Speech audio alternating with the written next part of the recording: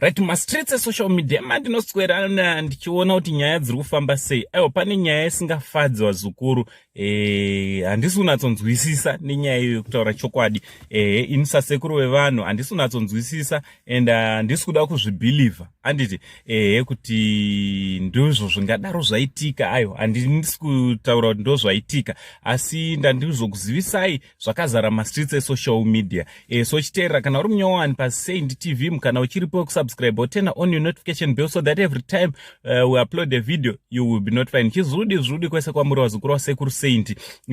So vazukuru chakazara mastreets kutaura kunokuka ndechekuti Jedza uyo anoekta nana Dhafu nana Jatwero na Netsai ozemwa anditi WeNaizaBoom Jedza anoekta kuNaizaBoom mukomana anga achizikanwa zvakanyanya kana kuti anozikanwa zvakanyanya, because I wouldn't want to confirm news dzakazara mastreets until ndasvika paground. Anditi it's very unfortunate kuti ndiri kure nekuchitungwiza uko kunogara Jedza.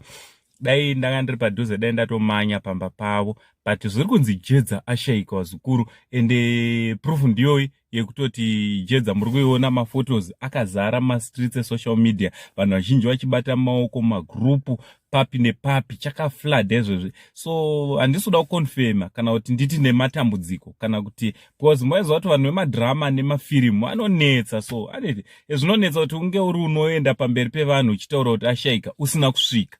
Especially ari muZimbabwe nowadays, muno muZimbabwe ndoda kutosvika paground ndoona zveshuwa kuti zvizvi kuitika. So I will keep you posted vazukuru. Pando chakazara mastreets ndatoona ma-celebrities ndine ma-groups akawanda, nema-phone number ema-celebs akawanda. Anditi ndatoona wakawanda, ndisi kuda kutaura mazita, vakatoisa pama-status pavo kutoti rest in peace vatarasikirwa naJedza. But handisi kuziva pozi naNaizaBoom ndiwe madhirama ka. Ko kana riri drama riri kutobikwa kana kuti zvii zviri kutoitika. Ameno. Anditi Jedza last week ndingangoti last week iyo previous weekend yakadarika yachona akatondiitira chimwe chinhu chakanaka, akatondiona kwatakanga tiri, akatoti sekuru wamubve pano musina kudya, akatomanya kutondipa chikafu pamwe chete naJatwero. Vakatondisevawo chikafu vachitoti hayi muri sekuru vedu, sekuru wenyika. Pa-occasion pacho I remember taitiro nana Freeman nana Shinzo nevamwe vakasiyana-siyana na King Shadi.